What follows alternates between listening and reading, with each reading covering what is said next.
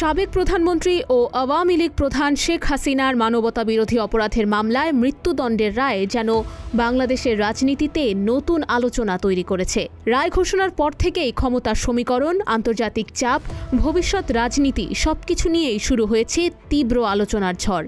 এই রায়ের প্রভাব কতদূর যাবে তা নিয়েই এখন রাজনৈতিক অঙ্গন থেকে শুরু করে কূটনৈতিক বলয় পর্যন্ত চলছে টান টান হিসাব নিকাশ।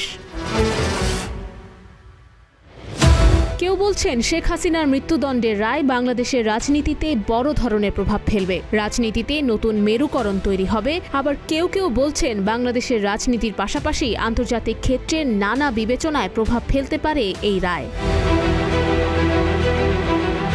জুলাইয়ের গণঅভ্যুত্থানের সময় মানবতাবিরোধী অপরাধের মামলায় গত 10ই জুলাই 3 জনের বিরুদ্ধে অভিযোগ গঠনের মধ্যে দিয়ে আনুষ্ঠানিক বিচার শুরু হয় পুনর্গঠিত আন্তর্জাতিক অপরাধ ট্রাইব্যুনালে। অভিযোগ গঠন থেকে মাত্র 4 মাসের মধ্যে ট্রাইব্যুনালের এই রায় এসেছে। রাজনৈতিক বিশ্লেষকদের মতে রায়ের ওপর নির্ভর করে বাংলাদেশের আওয়ামী লীগ ও অ্যান্টি আওয়ামী লীগ এই রাজনীতিটা আরও নিষ্ঠুরতার দিকে নিয়ে যাবে।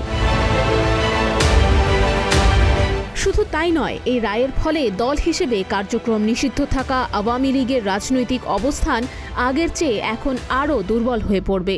এমনকি সেই সাথে ভারতে বসে শেখ হাসিনার রাজনীতি পরিচালনা সীমিত হয়ে পড়বে বলেও মনে করছেন বিশ্লেষকরা। যদিও রায়ের পরে মঙ্গলবারই তা প্রত্যাখ্যান করেছে আওয়ামী লীগ। শেখ হাসিনা রায়টিকে পক্ষপাতদুষ্ট ও রাজনৈতিক উদ্দেশ্য প্রণোদিত বলেও অভিহিত করেছেন। রায়টি নিয়ে মানবাধিকার প্রসঙ্গে জাতিসংঘ, Amnesty International, Human Rights Watch উদ্বেগও প্রকাশ করেছে। ডেস্ক রিপোর্ট, প্রতিদিনের বাংলাদেশ।